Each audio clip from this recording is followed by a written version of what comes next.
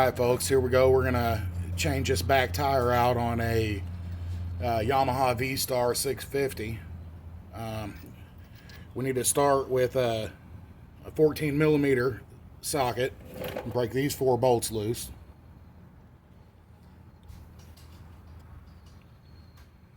Alright folks, as I said, we're going to get these bolts here loose.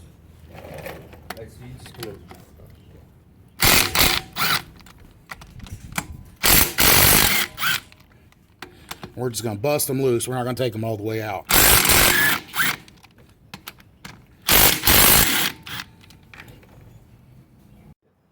And then here on the other side, we are going to take a 12 millimeter wrench and we're going to loosen our brake rod right here and take that all the way off. And we're going to loosen the drum keeper down here and take that bolt out. We're going to go ahead, we're going to break loose the brake rod, and we're going to break loose the brake drum keeper right here.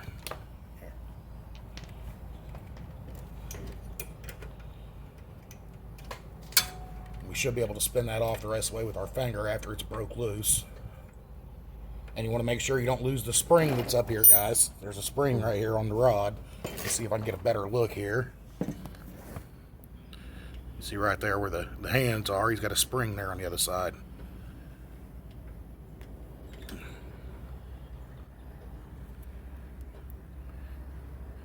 Alright, just leave it loose for now. And go ahead and loosen your other bolt. Loosen your other bolt. No, down on the bottom. Yeah, let's take that one there out.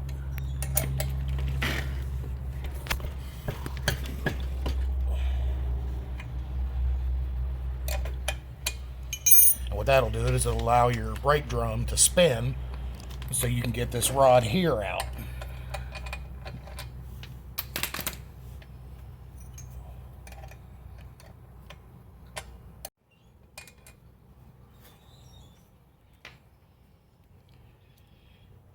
Now with any luck, the whole drum should rotate towards the back and we'll be able to get the rod and the keeper out of the brake rod itself.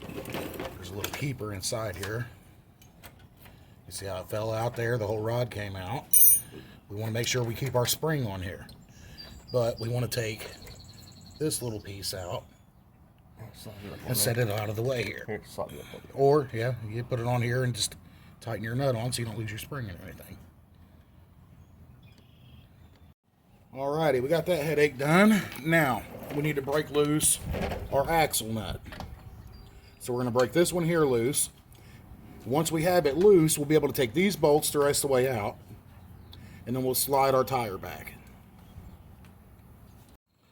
Alright, as you see, our axle nut is loose. So we're going to go ahead and pop these bolts the rest of the way out. You want to make sure that if you have any shims on them, that you keep those shims. Sometimes they're shimmed on the inside here, so it'll keep your hub right here. You'll have the same gap all the way around. If your gap's not the same at 12, 3, 6, and 9, if you don't have the same gap all the way around, you'll have to shim behind each one of these bolts.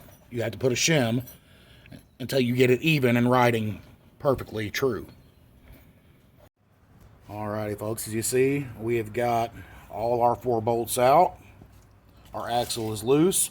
Now what we're going to do is we're going to slide the entire tire and hub assembly backwards until we get it to rest right here, the axle that is, rest in this little notch. Now, when you pull these apart, you're going to be pulling the entire drive shaft. It's going to come out with the hub. So you're going to have the entire drive shaft assembly coming out with the hub. You're going to make sure you don't drop this and let it hit the ground because you don't want to chip the splines. Alright, as you see, it's sliding back until we hit this little notch. Okay, let it rest right there. You guys didn't catch it on camera, but our axle here dropped a little bit. You can see it's pretty loose, or a drive shaft, I should say. Now, usually, if you're doing this by yourself, you could take just a simple bungee strap like we got here and hook it up to your frame or maybe your helmet lock. That way your drive shaft don't drop and hit the ground. We've got 2 people, so we're able to keep it from slamming the ground. He's going to go ahead and move the the tire out of the keeper back here, out of that little groove, and put it on the floor, and we'll be free and clear of the tire. There we go. Let it hit the ground. Perfect. Now it's out.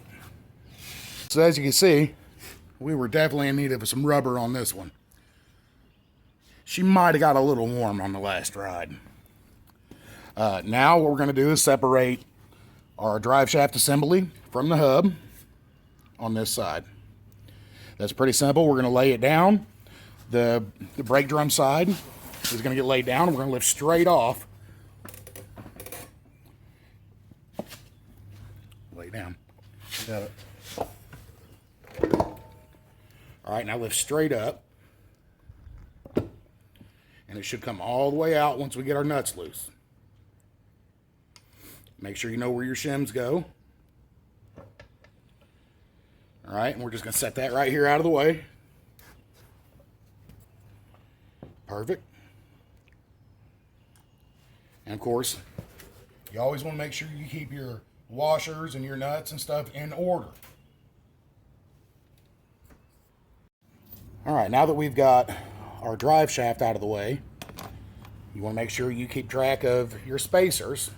We're going to go ahead and pull the axle all the way out, which in turn will also take our brake drum all the way out, as you see. Just like that, we're ready to take and break down a tire.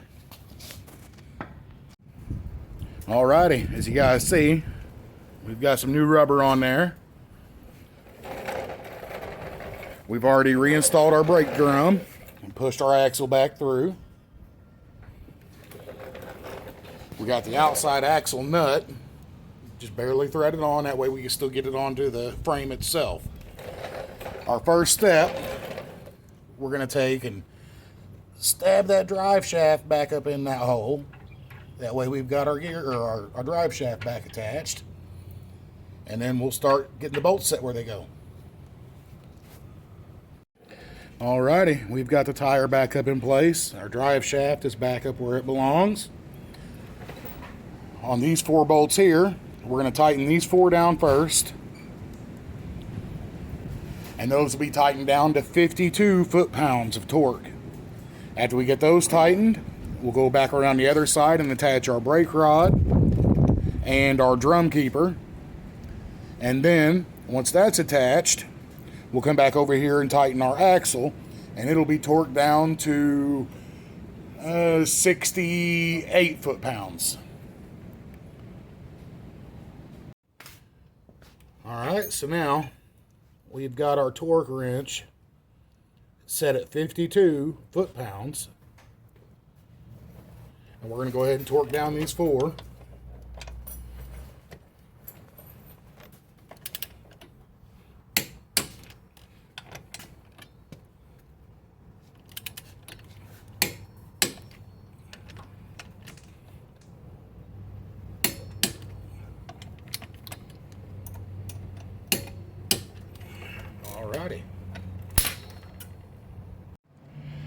Alrighty guys, we got the back brake adjusted. We're going to do a little test drive. Now, on your adjustment, you're going to have to play with it and make sure it's tight enough for you or loose enough, depending on how wore your brakes are. And you're going to want to make sure that on this little nut, that little bitty round area goes on the pin correctly and sets flush, just like that. Now, if your brakes are too tight, you're going to turn it to the left and loosen them up a little bit, probably a couple, 2-3 turns at a time. And if it's not tight enough, you're going to turn it to the right. You may have to test drive your bike a couple times, but it shouldn't be no trouble to get her adjusted just fine.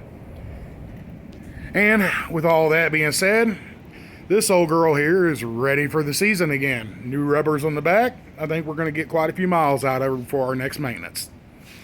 Thanks for tuning in.